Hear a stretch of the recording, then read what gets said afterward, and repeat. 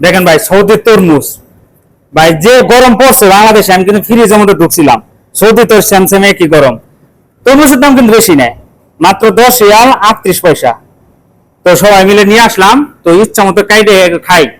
আসলে পেট শান্তি ভাই, দুনিয়া শান্তি। তো পেটটা শান্তি করি, একটু কাইটে আপনাদের সাথে শেয়ার করি। তো কাটো, তুমি কাটো, আমি আর কাটবো না, তোমারটাও চালু করো, সমস্যা নাই। আর দেখো, হাত দেখো, হাত দেখো, তরমুজটা অনেক সুন্দর। তো সত্যি তরমুজ তো মাশাআল্লাহ। একটু নাল একটু কম, কিন্তু মিষ্টি আছে। ঠিক আছে, একটু নাল কম দেখা যায়, কিন্তু এটা অনেক টেস্ট এবং মিষ্টিও আছে। নিয়ে আসছি কিছুক্ষণ আগে, আইনে ফ্রিজের মধ্যে ভরে রাখছিলাম। তখন একটু ঠান্ডা হোক, তো ঠান্ডা খায় একটু মজা পাওয়া যায়। তো আসলে তরমুজ গুলো ভালো, সত্যি সব তরমুজই ভালো। দেখো হাত কাটো না, আস্তে ধীরে কাটো।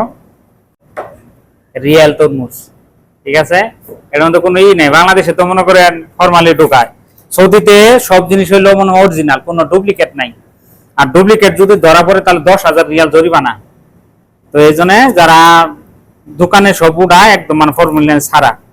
আর বাংলাদেশে তো ফরমালিন ছাড়া কোনো জিনিসই নাই।